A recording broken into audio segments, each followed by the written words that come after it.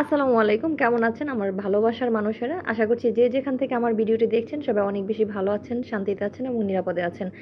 এই ভিডিওটা অনেকদিন আগের, ভাবলাম যে অনেকদিন আপনাদের সাথে কোনো ব্লগ ভিডিও শেয়ার করা হয় না, তাই আপনাদের সাথে শেয়ার করে ফেলি।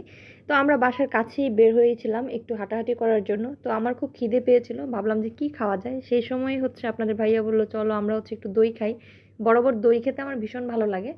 তো আমি টক দইটাই পছন্দ করি। আর এইখানে ছোট্ট একটা দোকান ছিল, তার টক দইটা অনেক বেশি ভালো ছিল।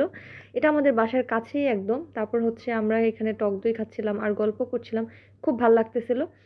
তারপর অয়নবাবুকে কোচিং নিয়ে গিয়েছিলাম, যেহেতু আমরা আসলে ওয়েট করছিলাম, ওর জন্য ২ ঘন্টা ওয়েট করতে হবে। তো কোথায় যাব সেটা চিন্তা করতে, করতে আমি দই খাচ্ছি। আর দইটা এত বেশি আসলে ভালো ছিল, কি আর বলবো। আর অনেকদিন ঘরের মধ্যে বন্দি, একদমই বাইরে বের হই না। তো বাইরে বের না হওয়ার কারণে মনটা অনেক বেশি খারাপ লাগতেছে।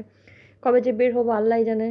মানে রাস্তাঘাটের অবস্থা কিরকম সেটাও জানি না। আসলে এত বেশি ভয় করে ছেলে মেয়ে নিয়ে রাস্তাঘাটে বের হওয়া বা নিজেই একা একা বের হওয়া অনেক বেশি আসলে রিস্ক হয়ে যায় এখন। যাই হোক, দোয়া করছি যেন সবাই মিলে তাড়াতাড়ি করে আমাদের দেশের পরিবেশ এবং এই রাস্তাঘাট সব ঠিকঠাক হয়ে যায়। কবে আবার সে আগের মতো সেই শান্তি বজায় রাখবে আল্লাহই জানে। এই যে দেখেন, এখানে অনেক অনেক দই আছে। এই যে কাপ দইগুলো আমি খেয়েছি। তারপর শুধু এখানে দই না, এখানে আরও অনেক রকমের আইটেম পুরি, সিঙ্গারা, তারপর চপ টপ ভাজা পুরি এরকমই বানাচ্ছে। এখানে আমি গরম গরম দেখছিলাম ওরা এরকম পুরি বানাচ্ছে। নর্মালি আমি তেমন বেশি একটা পুরি খাই না, তারপরে দেখে খুব ভালো লাগতেছিল। এই ছোটো ভিডিওটা আপনাদের সাথে শেয়ার করেছি।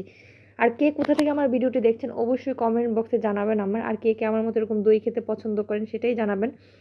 যাই হোক, আজকে ভিডিওটা এই পর্যন্তই। সবাই ভালো থাকবেন, সুস্থ থাকবেন, আমার জন্য অনেক অনেক বেশি দোয়া করবেন। আর আপনাদের জন্য অনেক ভালোবাসা, দোয়া, শুভেচ্ছা সবসময় থাকবে। আমার পরিবারের জন্য দোয়া করবেন। আর যদি ভালো লেগে থাকে তাহলে আমার পেজটি একটা ফলো দিয়ে রাখবেন। নেক্সট টাইমে আবারও সুন্দর একটা ভিডিও নিয়ে হাজির হয়ে যাব। সবাই ভালো থাকবেন। আল্লাহ হাফেজ, টাটা।